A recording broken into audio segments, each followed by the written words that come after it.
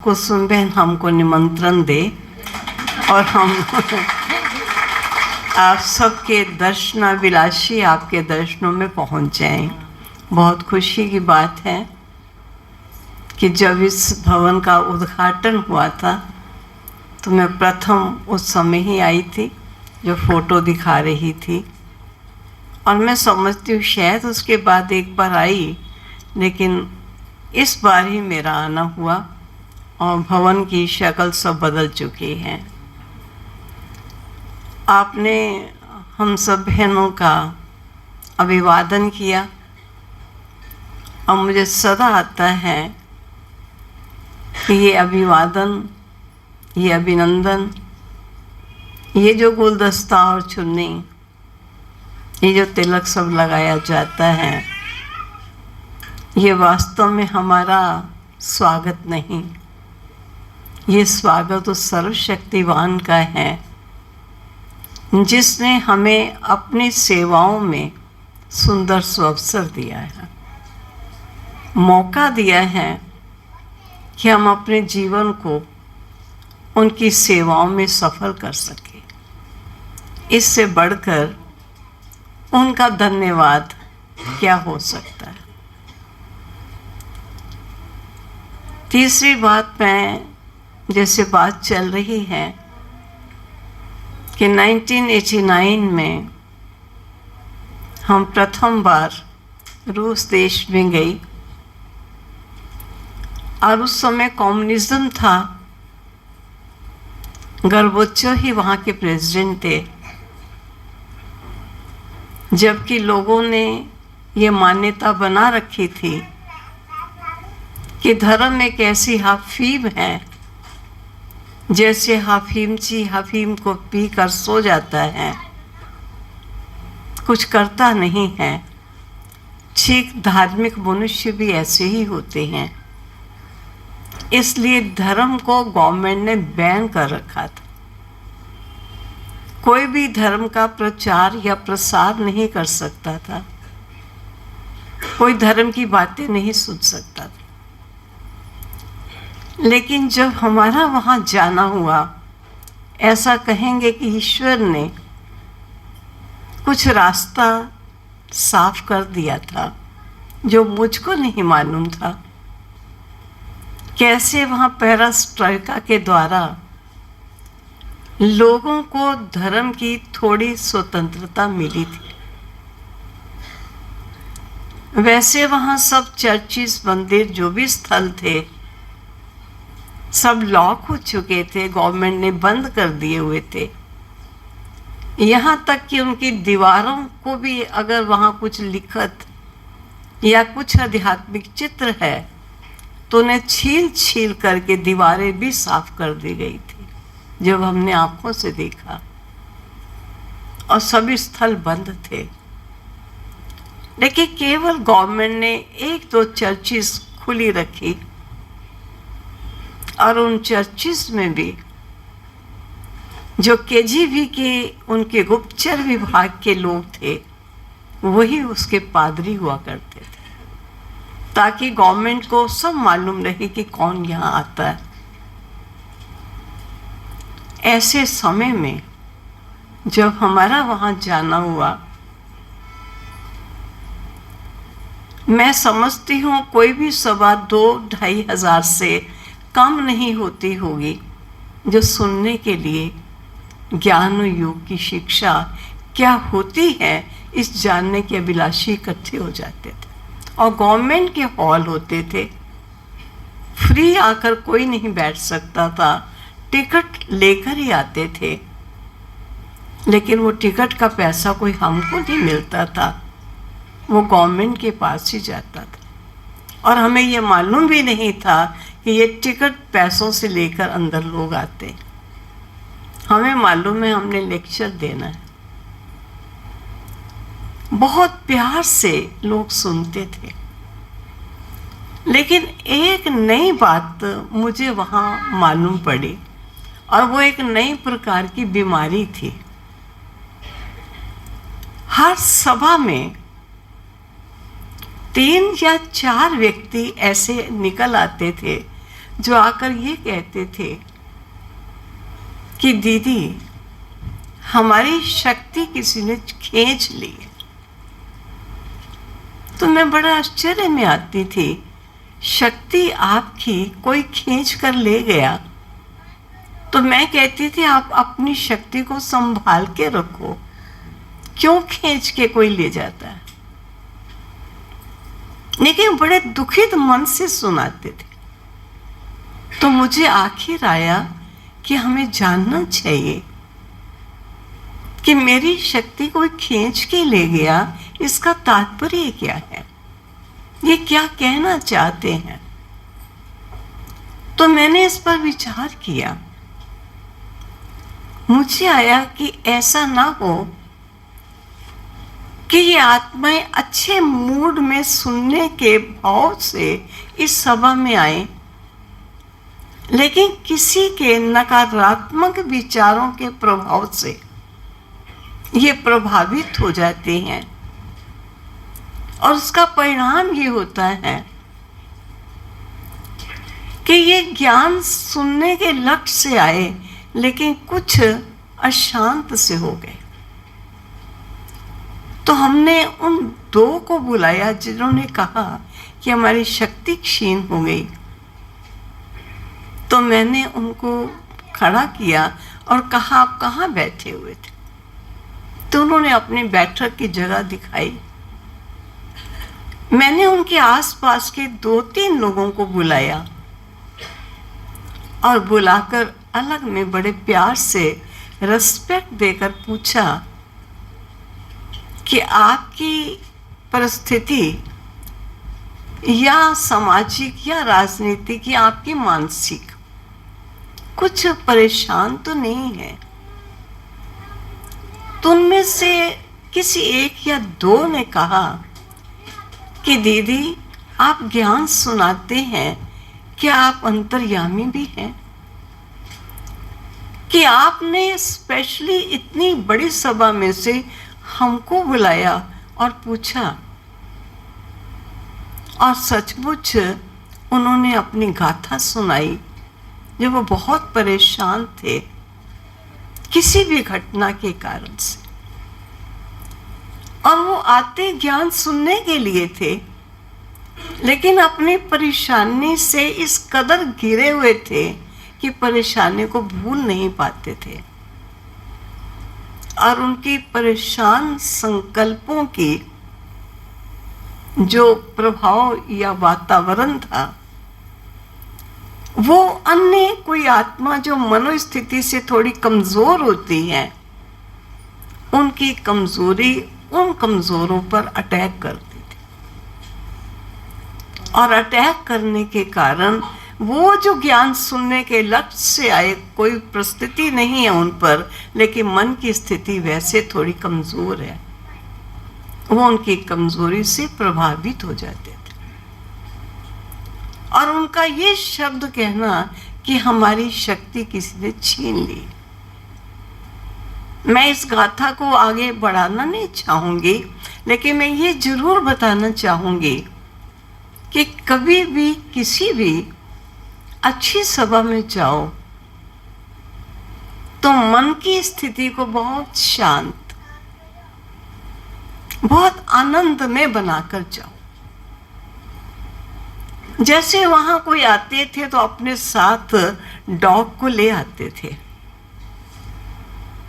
चाहे वो बाहर बांध के और अंदर लेक्चर सुनने के बाद अपने डॉग को ले जाते थे। तो हमने लोगों को कहना शुरू किया कि आप अपने डॉग को बांध के आते हो, लेकर जाते हो। तो मैं यहाँ इतना कहना चाहूंगी कि कभी भी किसी ऐसी सभा में जाएं जहाँ संगठन हो, वहाँ आपकी कोई उलझन जिसने आपकी मनस्थिति को पकड़ रखा, चाहे वो धन की है, व्याधि की है, पारिवारिक है या सामाजिक है, उस उलझन के विचारों को बाहर छोड़कर आओ। वे हम जब जाएंगे तो तुझे ले चलेंगे, लेकिन अभी कुछ समय तुम बाहर रहो, और जब बैठो इतनी शांत, इतनी सुखद स्थिति में बैठो कि आपकी बैठक आपके आसपास के वातावरण को इतना शक्तिशाली बना दे कि सभी बहुत शांति का अनुभव करें। और इसका परिणाम क्या होगा? आपकी ये वृत्ति जो वातावरण की वृत्तियों को परिवर्तित करेगी, उसका वरदान आपको ये प्राप्त होगा कि जब आप बाहर तक जाएंगे तो आपकी परिस्थिति समाप्त हो चुकी होगी और आप अपनी स्थिति को श्रेष्ठ वरदान के रूप में बनाकर यहाँ से जाएंगे। बहुत ख्याल रखना, ये जो संगठन होता है इस प्रकार का, ऐसे संगठन से अगर हमारी वृत्ति कुछ अशुद्ध है, अशांत है, तो हमें नहीं अनेकों को हमसे अशांत करती है और उसका अभिशाप हमारी अवस्था और गिरावट में आती है।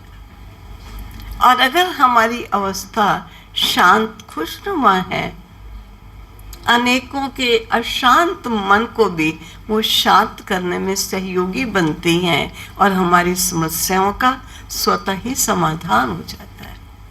ये बहुत ज़रूरी बात है। संगठन में जब हम आते हैं तो हमें कैसे बैठना है, ये मैंने विशेष रूप से अपने रूस देश की सेवाओं के मध्य ये अनुभव करके देखा। दूसरी बात, मुझे जो आदेश मिला, मैं उस अनुकूल बात करना चाहूँगी क्योंकि समय होता जाएगा। मुझे कहा कि मैं इस ईश्वरीय यज्ञ के जो मूल आधार रहे, जिनके द्वारा परमात्मा पिता ने साकार मनुष्य यज्ञ में आकर के एक दैवी यज्ञ की रचना रची, वो थे हमारे साकार ब्रह्मा बाबा और हमारी मातेश्वरी माँ। मैंने उस समय ज्ञान में जन्म लिया जब वो साकार में थे और सारे यज्ञ का कारोबार करते थे। मातेश्वरी को, जिसको प्यारे बाबा ने टाइटल दिया, ये तुम्हारी जगदम्बा माँ है। और सचमुच कई बार कई आत्माओं के ऐसे कड़े संस्कार होते थे जो उनके परिवर्तन होने से भी वो चाहते हुए भी परिवर्तित नहीं कर सकते थे, या उनके संबंध में रहने वाले उनके उन संस्कारों से दुखित हो चुके थे। लेकिन वो अपने संस्कारों को न स्वयं बदल सकते, न किसी के कहने से ही बदलते। और कई बार ऐसे संस्कार वाली आत्माएं जब यज्ञ में जाती, बाबा के पास जाती, तो बाबा हमेशा मामा को कहते थे। मातेश्वरी जी को हम मामा कहकर पुकारते। मामा को ये कहते थे कि मामा, तुम जगदम्बा हो, जगत की माँ हो, काली हो, क्या तुम मेरे इस बच्चे का जहर नहीं पी सकती हो? पी लो इस बच्चे के जहर को और इसकी पावनता को जागृत करो। हमने अपनी आंखों से देखा कैसे माँ प्यार से उनको थपथपाती और दृष्टि देती। ऐसा प्रतीत होता कि उस आत्माओं के अंदर के कुटिल संस्कार, जिन संस्कारों से वो स्वयं भी छुटकारा चाहती लेकिन छूट नहीं पाती और किसी के छुड़ाने से छूटने का संकल्प भी नहीं करती, ऐसे संस्कार वाली आत्माओं को भी हमने माँ की दृष्टि से और उनके प्यार से उनके संस्कारों को परिवर्तित होता देखा। ये मैं मामा की एक ही बात सुनाऊंगी, बातें तो बहुत हैं क्योंकि काफ़ी वर्ष हमारा उनके साथ रहना हुआ। देखिए सचमुच वो जगत माँ क्या थी। एक और बात मुझे ख्याल में आ रही है, क्योंकि शुरुआत थी जब इस यज्ञ की, तो सिंध हैदराबाद के बाद जब माउंट आबू में आए, माउंट आबू में आने पर क्लाइमेट टोटल कराची से यहाँ का क्लाइमेट चेंज था। हर प्रकार का परिवर्तित जीवन था, बहुत सिंपल साधारण जीवन था। तो मामा हमारी बाहर सेवाओं पर जाया करती थी, और जब एक बार सेवाओं से मामा को वापस आना था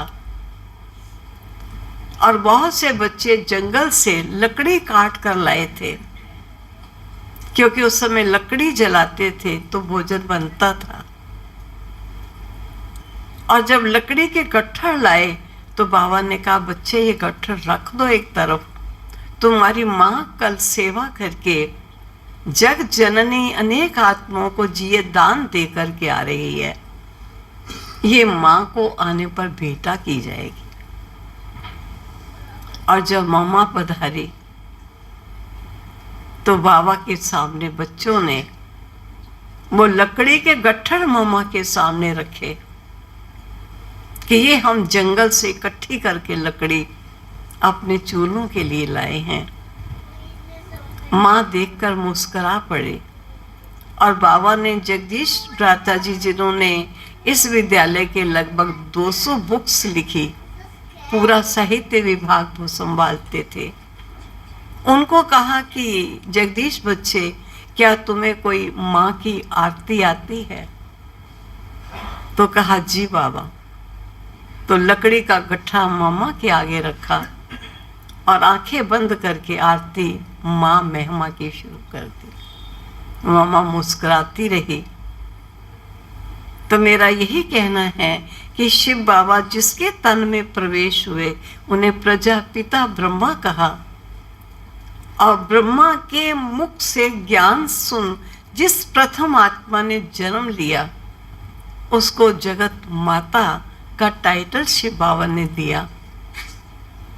वो माँ रूप बन करके, और बाबा जिस तन में शिव बाबा ने प्रवेश किया, वो पिता रूप बन करके इस यज्ञ के संचालक बने। और यज्ञ से हम बच्चों को, जिन्होंने ज्ञान से जन्म लिया, उनको ब्राह्मण की संज्ञा दी गई। इस प्रकार इस यज्ञ की रचना हुई। ये थे मामा और बाबा। जिस बाबा के साथ भी रहने का मुझे अच्छा ही मौका मिला, कई स्थानों पर उनके साथ जाना भी हुआ, रहना भी हुआ। मैं एक बार की घटना सुनाती हूँ। बाबा हमको कहीं ना कहीं किसी न किसी की सेवा में भेजते थे। जब बाबा बॉम्बई में कुछ समय के लिए सर्दी के मौसम में गए, क्योंकि जब सर्दी का मौसम होता था तो माउंट आबू में बहुत ठंडी होती थी। जून जुलाई में भी हम ऊपर कंबल लिया करते थे, और थोड़ी थोड़ी बर्फ भी पड़ती थी। तो बाबा विशेष दिल्ली में या बॉम्बे में जाया करते थे। तो बाबा बॉम्बे में गए,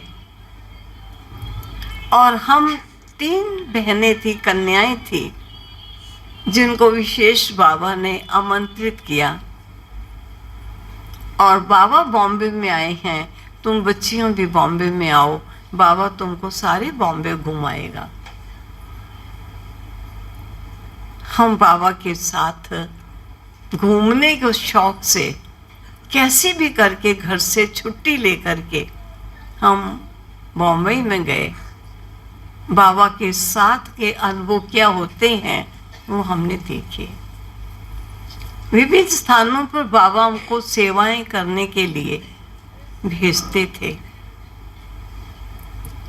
और हमें यह मालूम था कि बाबा चाहते हैं कि मेरे बच्चे मेरा संदेश सर्व आत्माओं को दे। तो शिव बाबा का संदेश ब्रह्मा बाबा के द्वारा हम बच्चों को प्राप्त होता रहा। सुबह बाबा पार्क में जाते थे और हम तैयार होके जल्दी जल्दी बाबा के साथ घूमने के लिए जाते थे। तो एक बार का दृश्य हमने देखा कि शिव बाबा जिस स्थान में प्रवेश है, ब्रह्मा बाबा, वे हम बच्चों के साथ हैंगिंग गार्डन और नेहरू गार्डन, दो बॉम्बे के प्रसिद्ध गार्डन थे, एक गार्डन में कभी इस गार्डन में कभी उस गार्डन में जाते थे। तो बाबा ऐसे खड़े थे तो मैंने देखा जैसे इस हॉल का कॉर्नर वो जगह है, इतनी दूरी में ऐसे बालकनी सी बनी हुई थी। एक भक्त थे, वो सूर्य की पूजा कर रहे थे और हाथ में उनके पानी की लोटी थी। वो पानी की लोटी सूर्य को दे रहे थे। मेरे मन में बहुत चला कि गायन तो है, ज्ञान सूर्य कहते हैं, ज्ञान सूर्य प्रगटया अज्ञान अंधेर विनाश। जब ज्ञान का सवेरा आता है तो अज्ञानता का अंधकार मिट जाता है, लेकिन जब ज्ञान का सागर आता है तो अज्ञानता का अंधकार नहीं रहता है। अब ज्ञान सूर्य प्रगटया, ये सूर्य नहीं जो आकाश पर है, वो ज्ञान सागर परमात्मा जो ज्ञान सूर्य है, जिसके प्रकाश से अज्ञानता का अंधकार मानव के मन से समाप्त हो जाता है। वास्तव में देखा जाए, ज्ञान सूर्य तो ये खड़े हैं और हम बच्चों को ज्ञान सुना रहे हैं, और ये उस सूर्य को भगवान समझ करके उन्हें जल की लोटी देके पूजा कर रहे हैं। तो मैंने बाबा से पूछा कि बाबा, क्या मैं इनको जाकर के ज्ञान सुनाऊं जो सूर्य की पूजा कर रहे हैं? तो बाबा ने बड़े प्यार से मुझे देखकर कहा, बच्ची रहने दो। और वैसे तो बाबा हमको जहां तहां सेवा के लिए भेजते थे, लेकिन इसके लिए कहा रहने दो, तो हमने छोड़ दिया। लेकिन मनुष्य बुद्धि है, फिर भी उसकी तरफ ध्यान जाता था। मैं समझती हूँ अभी दो दिन ही हुए थे पूरे हुए। तीसरे दिन हमने क्या देखा, वो व्यक्ति बड़े तेजी के कदमों से बाबा की तरफ बढ़कर आया और आके बाबा के चरणों में गिर गया। तो बाबा ने उसके अपने चरणों से उठाया दोनों हाथों से और उसे अपने गले लगाया। जैसे कोई बड़ा खुशी में आता है या कुछ, तो उसके रोने का कुछ लगता है, कुछ रो रहा है, तो बाबा ने उसका मुंह ऐसे किया और अपनी पॉकेट से रुमाल निकाल करके उसकी दोनों आंखें पोंछ दी।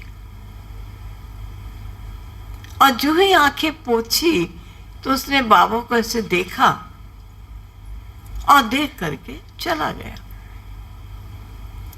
हमारा भी समय हो गया, हम भी सब बाहर निकल आए, लेकिन बाबा ने एक बच्चे को कहा कि बच्चे तुम ठहरो, और उस बच्चे से मैं योग कहता है, जरा मेरी याद में पहले प्यारे बाबा बुला रहे हैं, हम 3 मिनट याद करेंगे।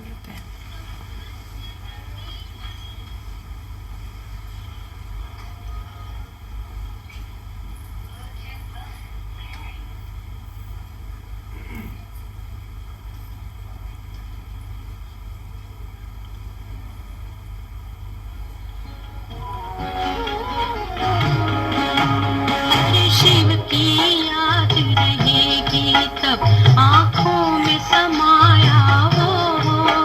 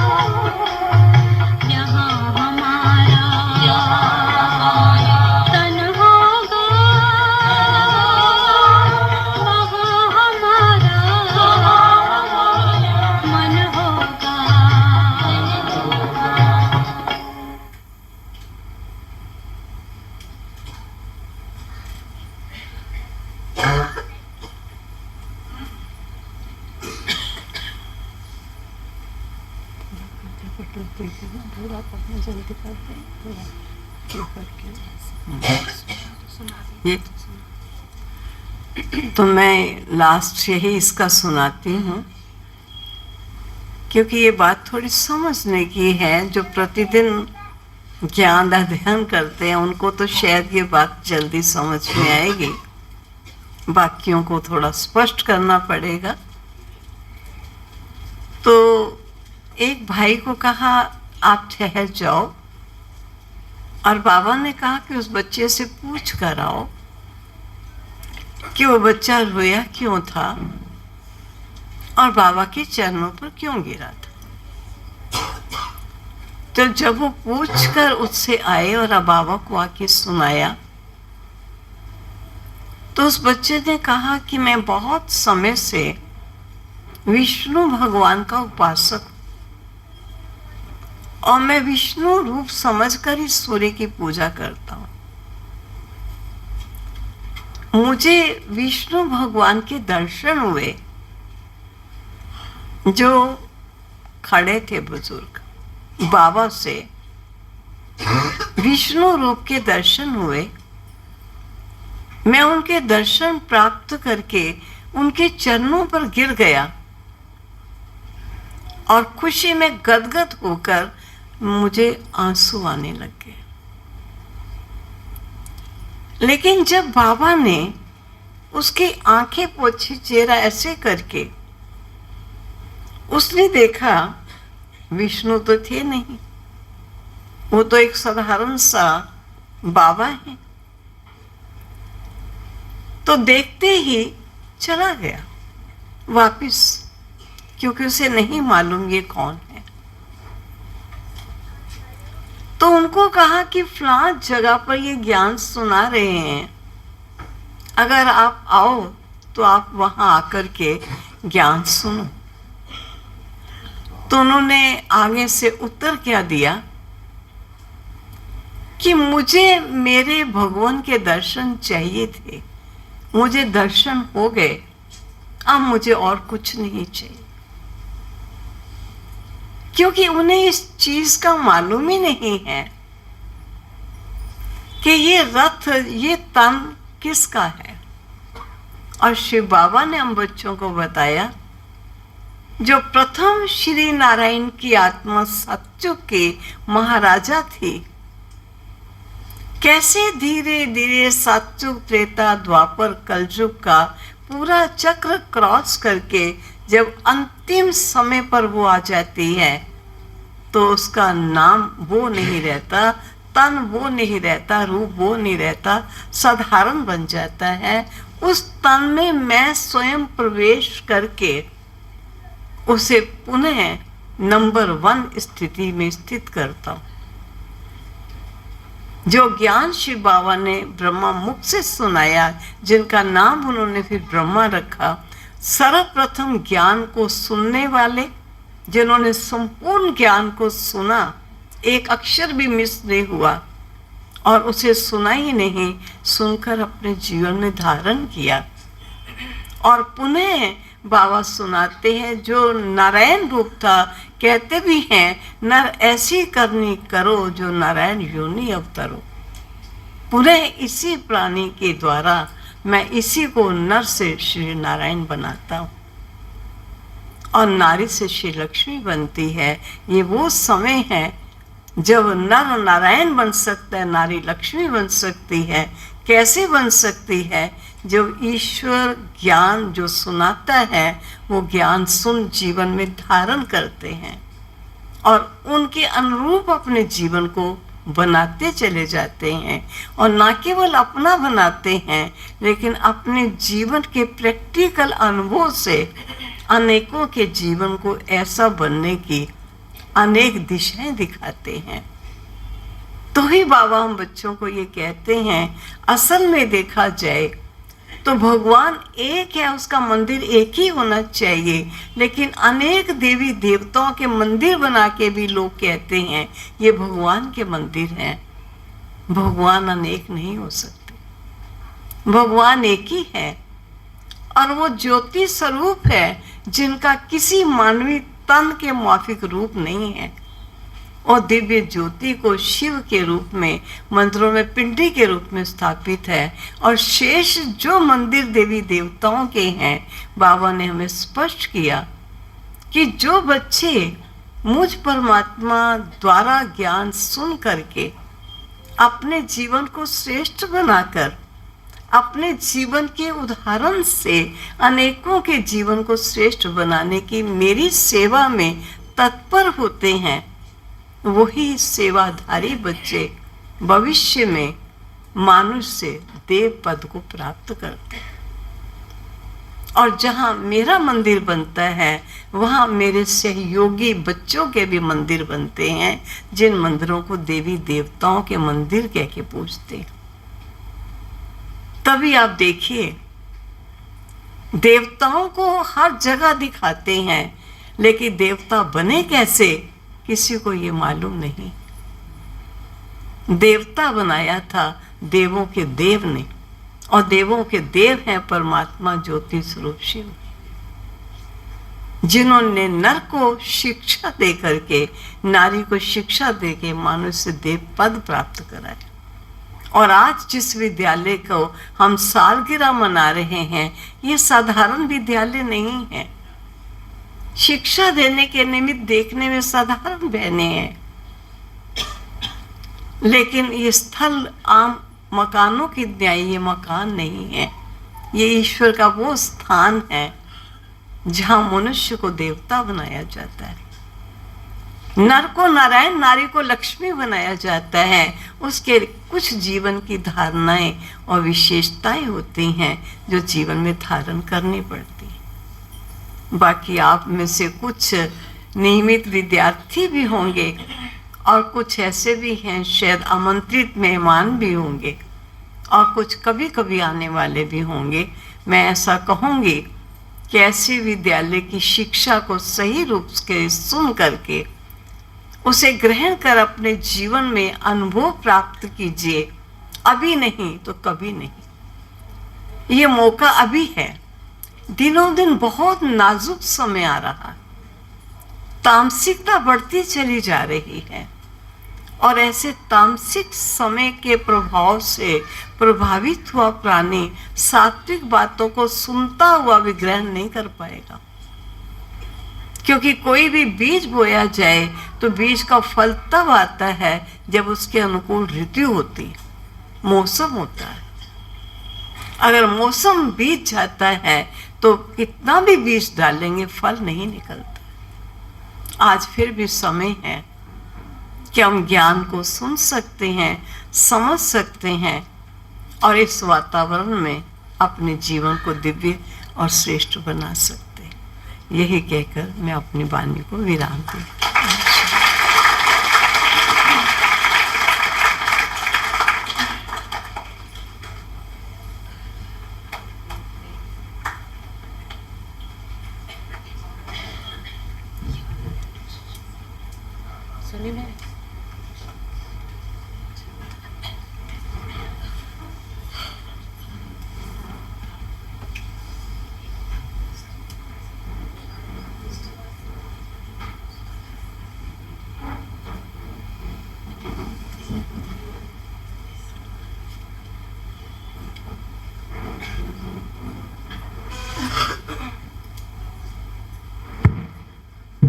आ गया भाई।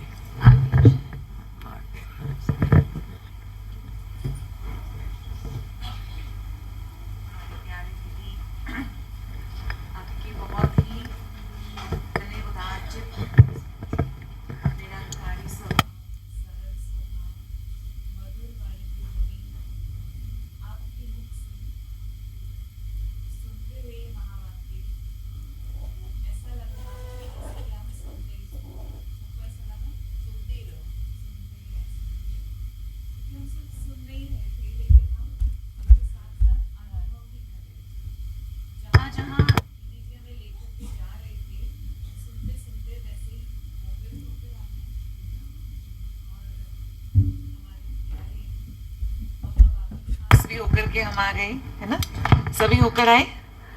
हाँ, तो कितने सुंदर अनुभव हैं। और हमने ऐसा सुनते सुनते मम्मा पापा की पालना भी ऐसे लगा जैसे कि हमने ले ही लिया है यहाँ बैठे बैठे इसी समय पर। हमारी दीदी जी मधुरवाणी के धनी हैं।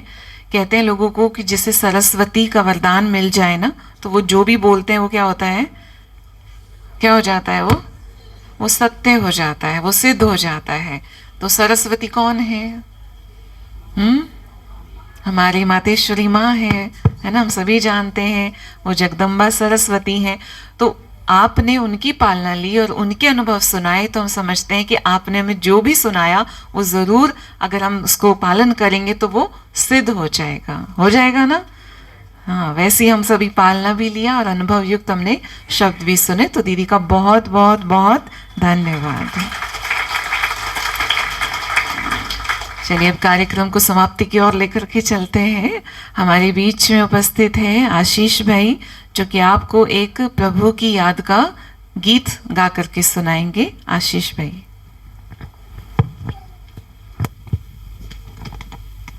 ओम शांति। सम्मान्य मंच परमादरणीय राजयोगिनी चक्रधारी दीदी जी, परमादरणीय राजयोगिनी पुष्पा दीदी जी, आदरणीय अनीता दीदी जी, कुसुम दीदी जी, सोनी बहन एवं सम्मानित सभा, आप सभी को 30वीं वर्षगांठ की बहुत बहुत शुभकामनाएं। बधाई हो, बधाई हो, बधाई हो। दीदी ने कहा हम कार्यक्रम की समाप्ति की ओर बढ़ते हैं, पर मन चाहता है कि दीदी हम सभी के बीच रहें और हम उनसे ईश्वरीय अनुभूति की सुख की भासना लेते रहें।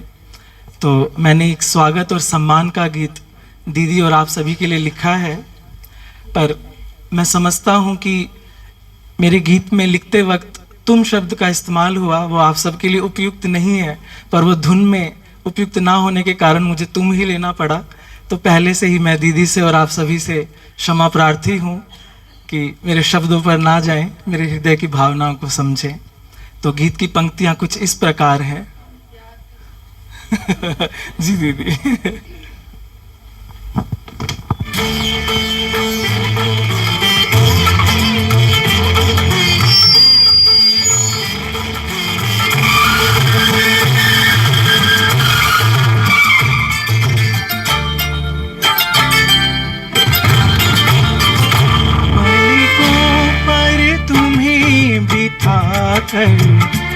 पलकों पर तुम्हें बिठाकर स्वागत करें तुम्हारा, सम्मान करें तुम्हारा। पलकों पर तुम्हें बिठाकर, पलकों पर तुम्हें बिठाकर स्वागत करें तुम्हारा, सम्मान करें तुम्हारा।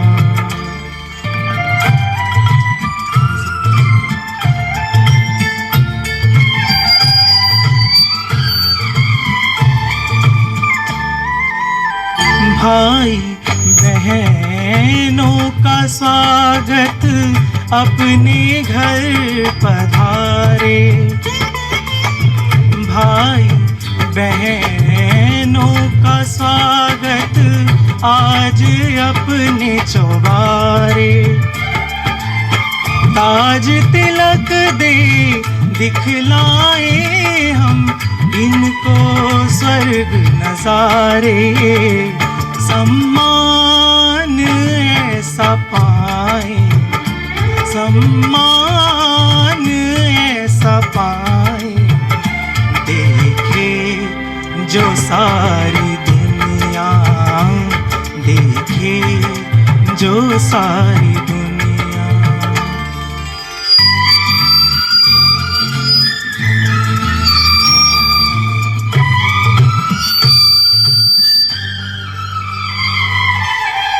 हद के बंधन ये रिश्ते तुमको रोक ना पाए,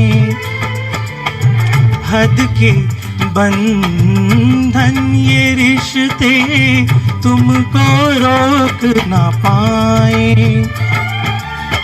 आए कितने तूफान भी, पर वो ना टिक पाए जग पर जीत पाने, जग पर जीत पाने।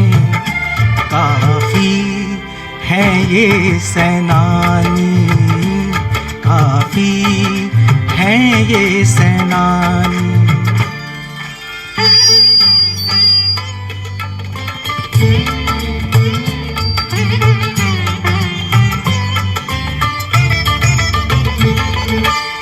हो थक सेवाधारी जग को उड़ दिखाना, हो थक सेवाधारी जग को उड़ दिखाना। मोड़ माया के रुख को तुम वादा अपना निभाना। वाह वाह के गीत गाए, वाह वाह के गीत गाए। देखे तुम्हें जो बाबा, देखे तुम्हें जो बाबा। पलकों पर तुम्हें बिठाकर, पलकों पर तुम्हें बिठाकर स्वागत करें तुम्हारा, सम्मान करें तुम्हारा।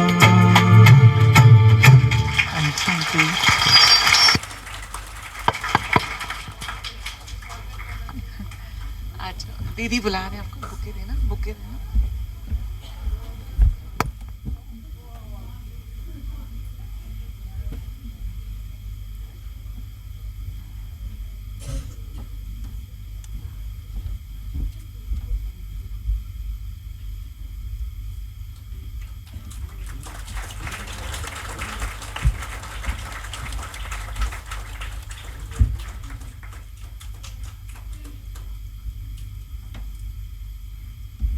बहुत ही सुंदर गीत, सबका स्वागत ही स्वागत हो रहा है, ऐसा है ना, फूलों के द्वारा, गीत के द्वारा, डांस के द्वारा, है ना, महावाक्यों के द्वारा।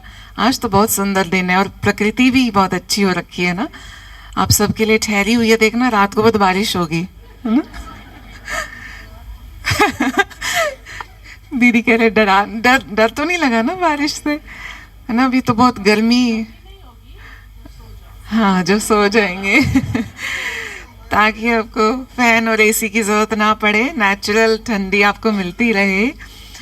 तो जब हम कोई चीज़ में सेलिब्रेशन की हम लड़ियाँ लगाए हुए हैं और जब हम जन्मदिन मना रहे हैं तो क्या चीज़ होती है जन्मदिन में, सबको पता है।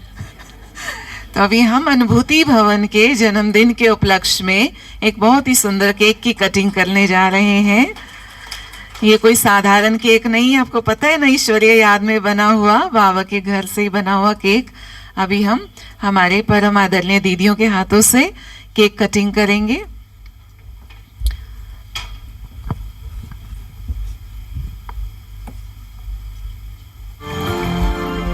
दुआ तुमको देता जहाज सारा,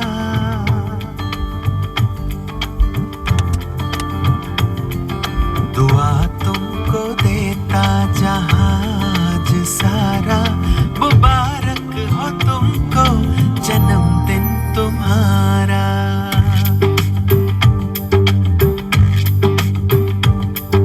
दुआ तुमको देता जहाज सारा।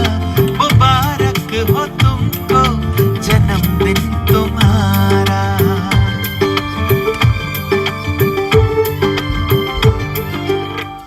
सबकी आशा हो